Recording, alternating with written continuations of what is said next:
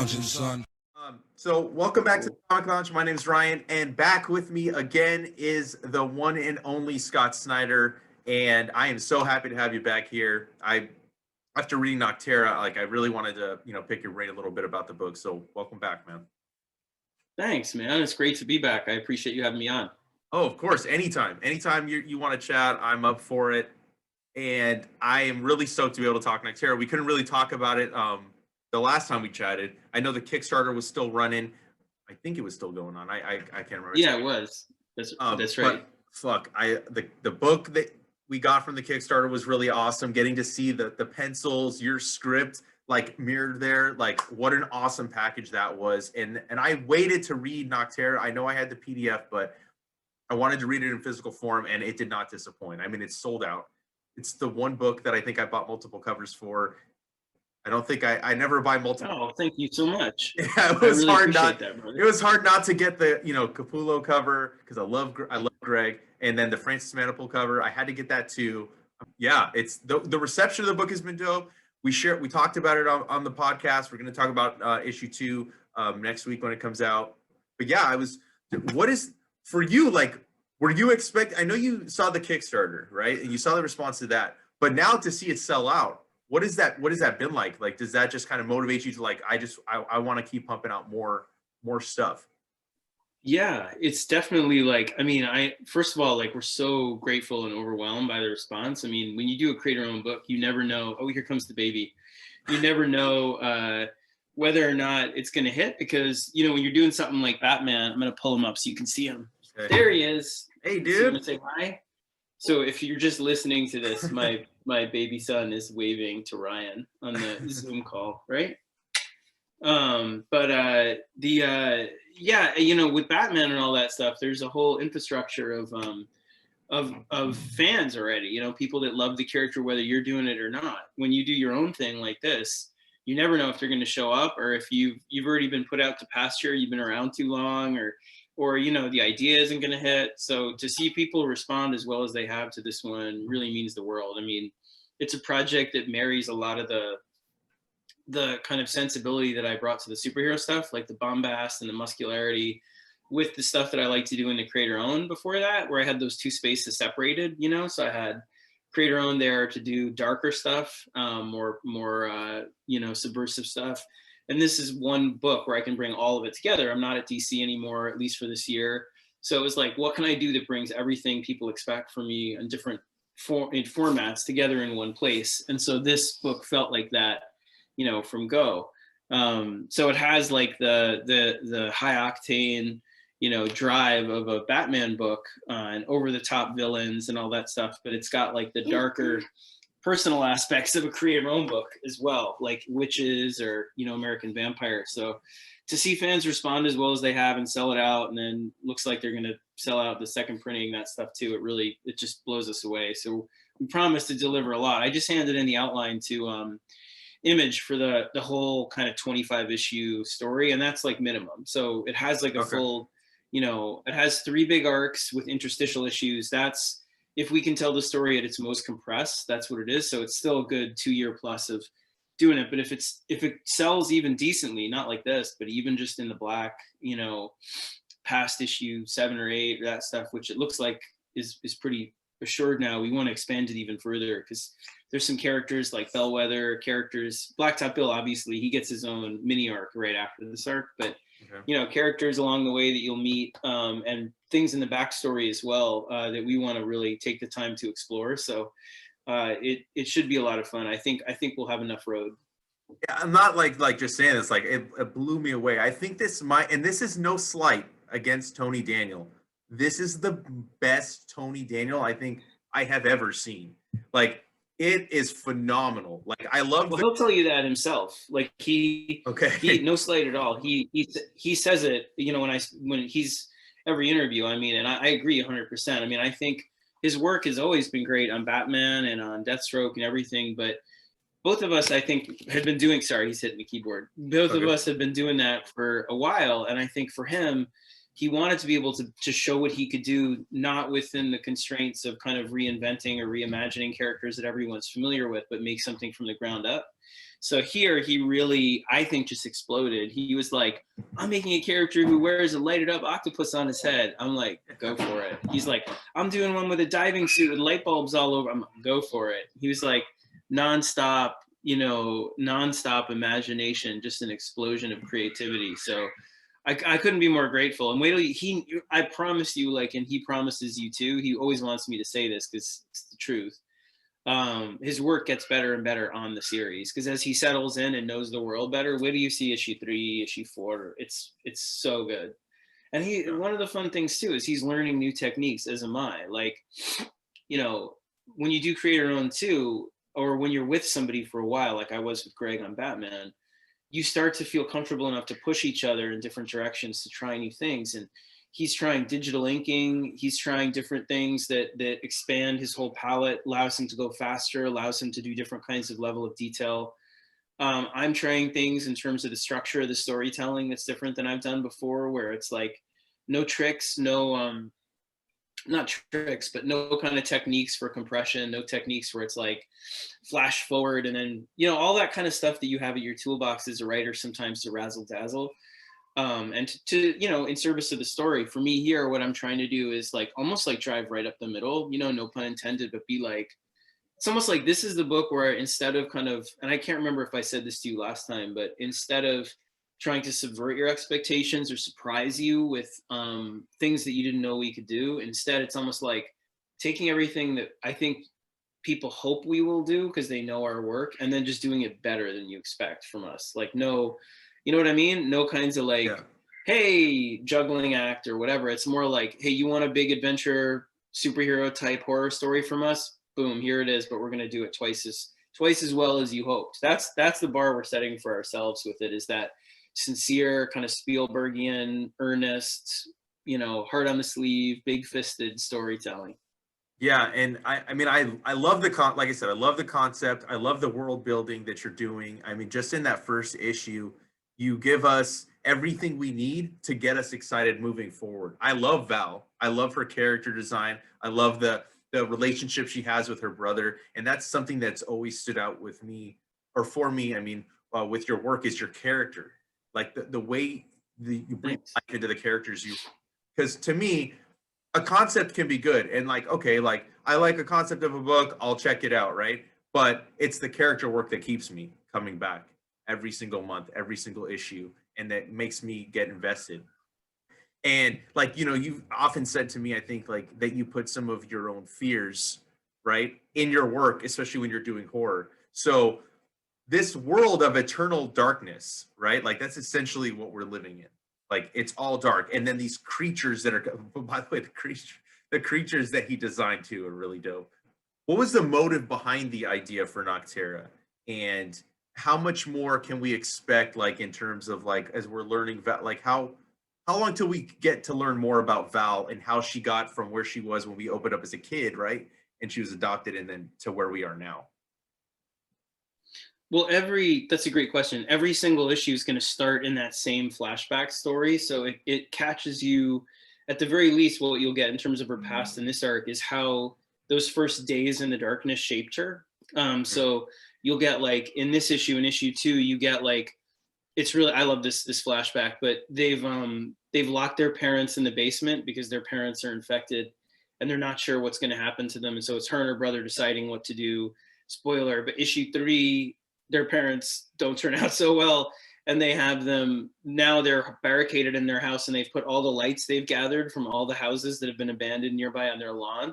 So it's like a house with a fortress of lamps all plugged into different things around it. And issue 4, you see what happens to them when they decide to do the more hopeful thing and go along with the military to this shelter. And issue 5, you see what happens when that breaks down. And then issue 6 kind of, it links up with the present, and you'll see some stuff that suddenly reflect on the present arc. So it's really her story and her brother's story are key to all of it. I mean, I wanted it to have a real big beating heart. It is a very high concept book. It's a darkness that changes everything into monsters. It has like that elevator pitch quality to it. So the only way that I think you're going to get people to stay is to show that it's sincere, you know, like I could coast on that pitch and be like, yeah, and it's, you know, look, big truck explosions. And you know, we'd sell well because of that, I think, with an issue or two. But I want people to buy in for 25 issues, not for the money, but because it's a story I love and it's got a big mythology. You start to learn like Blacktop Bill, his past is explored in the second arc, and he's like pure evil. I love him because he's just like, there's nothing redeeming about him except the purity of his evil, which I love, where he's just like, this is the world I've been waiting for my whole life. Like I was evil before, and a legend about how evil he was like in the past, how he drove the roads. He was like a you know, a hitman and serial killer, and he drove the roads in this truck. And now in this, he's been given extra power and loves it. And he changes over the arcs. He's in all 3 arcs. So spoiler, he doesn't die. But he gets worse. Like he gets meaner and sees a bigger purpose for himself in a way like a Randall Flagg kind of character. So I really adore him. But also you'll learn more about Bellwether and Emery and Val's background. And also you'll see like the bunker they're going to, if it exists, well, spoiler, it exists. But the thing that they're going to is linked to a bigger mystery as to what happened to the darkness, and is there a way to bring back the light. So there's a whole mythology about the human shades, even like the human shades, what you learn in issue 3. You hear about it in issue 1, but what you learn about in issue 3 is how they talk to each other, like that they communicate. They're a different level of shade. They're huge also. They're like not kaiju huge, but they're very big. They're like 15 feet tall and really mean and scary looking.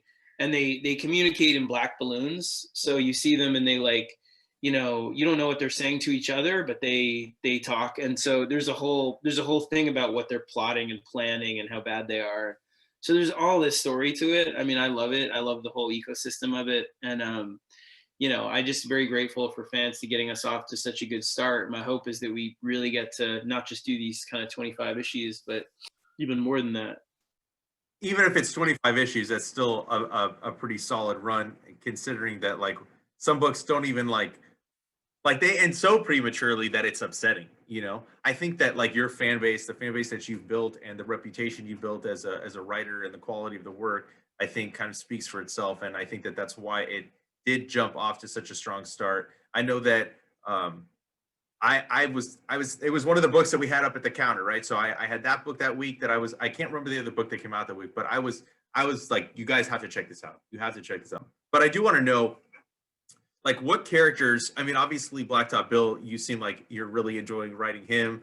So what characters have you found that like you're really enjoying writing more so than maybe some of the others, or that have surprised you in terms of how much you enjoy writing them? I mean, the characters that I've been surprised by is I'm a little ahead of where we are, and there's a lot of depth to Bellwether. She's the character that is like the CB operator, and her friendship and relationship with Val as kind of a big sister relationship is something we haven't gotten to yet in the story, but is there, like, and is built in, as you'll see by issue 5 and 6, like how close they are and how much that relationship means to both of them in terms of having a friend that you can confide in all this darkness. She's someone I really love writing. I mean, Blacktop Bill, like you said, but his whole band of villains, he's got a whole kind of band of villains beneath him right now. And they're all like terrible people from our world that were bonded to this nanocarbon stuff so that they could function in the new darkness, you know, without any worry about being attacked by shades. So they're almost like powered up in this darkness that they were, you know, where things are already awful and they're awful people. So it's like doubling down on evil. So yeah, there are a ton. But I mean, Val at heart, I love Val because she's darker than most characters I've written. You know, she comes in very, very jaded. So I think part of the fun is that she's like really, really believes that there's very little hope in this world. And then you see her change over time. I do want to say that like Val, I really loved her character, like off top. Like I think there was a panel where she's sitting and it's like the inner monologue and she's like sitting right by the window. And she's one of the more she's a character that doesn't necessarily feel like someone you've written before. And I think that that's why I really love her. And I'm curious, like how long are we gonna like when will we see how she got from like as a kid to where she got to now? Like, will that be told in the first arc? Yeah, a lot. Well, I think the core of it's in the first arc. You see why she's interesting because she's the inversion of a character like Pearl from American Vampire or even Wonder Woman, who has connections in terms of the DNA of what Pearl's like too. Because those are characters that come at things with a sense of like battle-worn hope that no matter what, they believe that things will, you force things to turn out okay. You believe in people, you believe in, the better angels, and there's value in that no matter what happens, but they're going to fight for the right thing. Val is someone who's almost the opposite, not in a bad, evil way, but in the way that she is not faithful about people and their nature or the nature of the world. And she's very protective and guarded about the things she cares about, but will not step outside those boundaries, in a big way, for any kind of idealistic mission. She's not like, hey, I care about bringing back the light. She's like, I care about finding a place where I can be safe with my brother, and that's it. And if you're part of it, great. If you're not, too bad. And so she's really interesting to write because I was showing it to James Tynan when I first wrote her, and he's like, she's dark. And I was like, too dark? And he's like, no, perfect dark, Because for me, the whole key to her is that she was raised in the dark, and she was blind. And during that time, people were not kind to her, and the world was not kind. And she felt that that's the real world, that's what things are really like. The light and all the, the world as you see it in the daytime is just a facade. When that falls away, which it will eventually because of catastrophe or people's greed, whatever it is, like this is like the theater of things, and behind the curtain is where they really show who they are, and they're not good. So she's very much like, you look out for who you look out for, who you care for. It's survival mode. She's never been in anything but survival mode. And that's what this arc is about, is her learning, even in the blackest, darkest moment, from her brother and from Bailey and from what she finds is on the journey, that there's value in, you have to think bigger, that you can't just live surviving all the time. You have to take a risk and hope that there's something more than that. So I really enjoy it, and she's fun because she's badass in that regard. Yeah. She doesn't. There's not a lot of like dreamy, hopeful anything. She's just like, out of my way, I'll drive over you in my truck.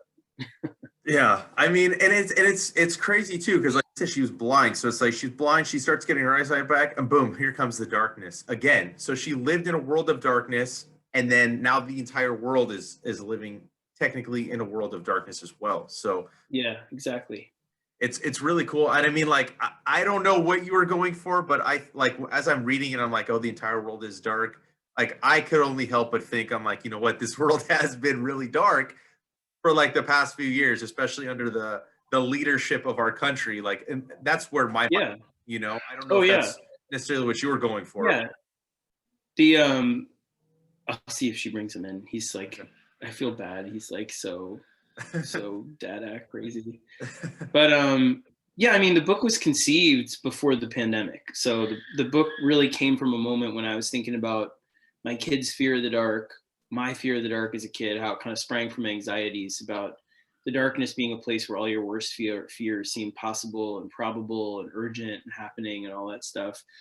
But the reason the book felt so right for this moment was, I think, because it was also a time that was super contentious and felt like everybody was being driven apart. And the book is about a darkness that makes us unrecognizable to each other and separates us, and then when the pandemic hit, it just felt doubly of the moment, because again, like something dark that's separating all of us, making us monstrous to each other, infectious.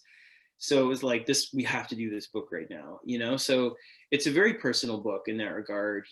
I think my political beliefs are pretty obvious. I'm open about them on social media, but my books are not. I don't tend to lean in my books on the surface, but my belief system is there beneath. And I think with this, sometimes you translate things into comic book crazy, where it's like the stand-in for what's going on in the world is the Joker, or the stand-in for what's happening is the Riddler, or a robot menace of blah blah blah.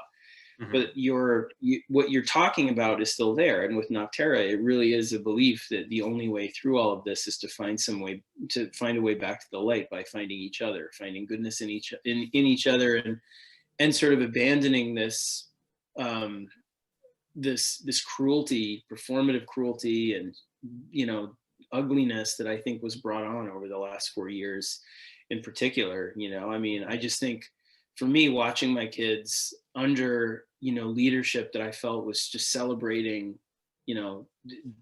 celebrating our differences and separating us into, not celebrating, exacerbating our differences and Right. separating us from one another and vilifying each other, that stuff. And then the pandemic, and all of it just felt like the only way is to do the opposite. The only way is to find some not just common ground, but decency, goodness, again, regardless of what your specific political beliefs are, just ethics, throwing out people regardless of whether they're on your side or not, that are morally bereft, so that feeling is there in this book. It's about finding each other, even though these are people that should not get along in the book at all as it goes forward, and coming together to overthrow something that's really a deep, scary cabal of people that kind of brought on this darkness, as you'll see. Yeah, I'm very, very excited to see what you guys got cooking up. Thanks. Yeah, you said like 25 issues, right? But if given more, what would be like, if you could do the like exactly everything you wanted, the length you wanted, what would be the ultimate goal in terms of how far out you would go? Well, that's always the fun of that, is always just the to see is like how far, well, like for example, what I'm saying is like American Vampire was plotted out for about 25 to 30 issues. But as you go, I know the places I'd like to expand and see if there's story there, but I don't have the story yet. So with 25 issues, I've got 3 big arcs with Tony. That comes out to about 20 issues, 18 to 20 issues. And then I've got mini arc about Blacktop Bill's background, mini arc about Bellwether and Val, mini arc about M, like 2 issues, 1 issue here, that kind of thing. And that gives me what I need to like get to the end. But along the way, I know that I'd like to expand on one of Blacktop Bill's right-hand women. I know that I'd like to do something about the secret of the darkness without giving too much away. There's like a reason that all the shades can communicate with each other. So I want to do something from the point of view of a human shade, like, like the point of view of a zombie in a zombie film.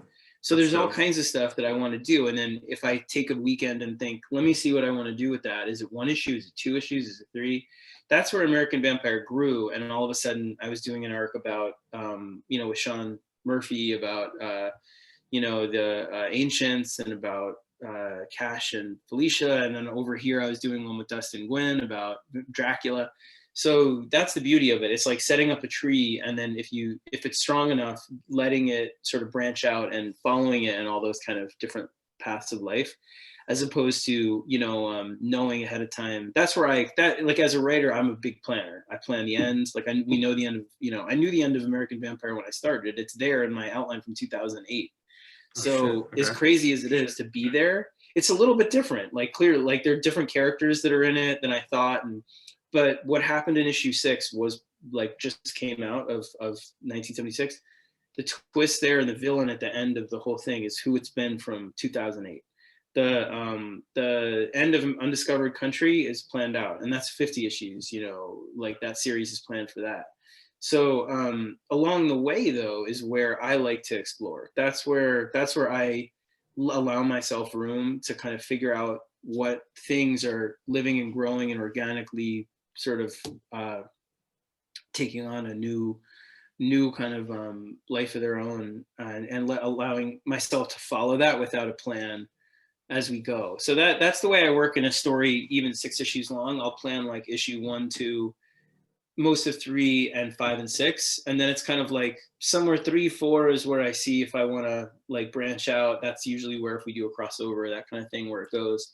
So I give myself room in the middle. I know the beginning, I know the end, I know what it's about emotionally, I know the characters. And then if for a bigger series like this, that's so much fun because I can decide, oh, I want to do 2 issues or 3 issues from the point of view of somebody who's become a shade, or I want to do something that's about this small place that's stuck up for itself and fell down, and now that's where one of Blacktop Bill's, henchmen is from, like that. So as long as people will read it, we've got plenty of story for it. And I have to say again, like, Tony will tell you himself, like, it's his favorite art. Tomeo is just, I can't be as grateful. I'm so grateful for Tomeo. He's good friends with Tony, is why he came on. Darren, the letterer, Will, who's the guy who greenlit American Vampire, with Mark Doyle, that, and Karen Berger. I mean, it's a team that likes working together. So we really hope to keep doing it for a very long time. Yeah, I mean, I hope so too, and I like that. Like you're kind of letting the characters live, right? You're letting them kind of dictate, like, oh wow, like they're going this place. This is interesting. So I kind of want to expand on that, and I think that's why, like, I love your work, especially like American Vampire, because we get these stories that you wouldn't necessarily expect to get, but then they end up being some of your favorites in the series. So I'm very excited about the series. I love it. I do want to ask before I let you go a couple questions about maybe some other stuff you have in the works. Sure. One of the questions is, when are we all going to get some more Wytches? Wytches, I know it. Yeah. The problem with Wytches, the thing with Wytches is that we got hired to do the TV series. I don't know if I'm allowed to say it or not, but so it got picked up. Yeah, so it got picked up. Hopefully they'll make it. I mean, I don't know, you never know with these things, but they hired me to write the pilot and then a couple episodes. And I brought Tynan is going to do a couple of the episodes with me, James, and Jock is art directing it. So essentially the same people that had it for film repicked it up, but wanted to do it for TV because we have so much more story in our outlines for the arc that we haven't done yet and for all of it. So my bandwidth and Jock's bandwidth has just been like so tight. Like we planned on bringing it back this year, and then when we got hired to do it, writing it has been a lot of time. And I don't talk about it online and that stuff just because I don't want to get people's hopes up until it's literally coming to a screen. Mm-hmm. But that's been such a blast. So the story is there. It's like we're writing it in another format. We just have to get it back to comics. So my hope is that we can do it this year. It's there. It's just Jock's time and my time, but it's more like written and just when we can manage to do it. So I've promised Image, no matter what, we will bring it back in 2022 if we don't bring it back this year. Like, hard promise. Like, because especially if they're going to do it or not, I mean, we want there to be more material out there. So, and we have it. It's just a matter of like making it real for comic readers, because it's real for us because we're dealing with it in another medium. So that's Wytches. We love it. It's alive and well in another country in terms of creative country, but we'll bring it back. Okay. And then what else can we, like you said, you're taking a break from DC, which don't take this the wrong way, but I'm happy about, because I really love your creator-owned work. I'm glad to be able to see out all these new worlds. What else are you working on that you can kind of talk about or give little hints, maybe even? Like, is stuff that Greg is posting, is that with you? Yes, it is. Okay. Yeah. So I'm doing a bunch of creator-owned stuff. I can't say what it is yet. I'm not supposed to give the titles or where they're going to be, but with Best Jackett, what I'm trying to do is we have about, really like over the next 2 years, about 11 books total at different places, some at Image, some elsewhere, some part of an initiative that I'm trying to set up that will be also about helping new writers and artists come to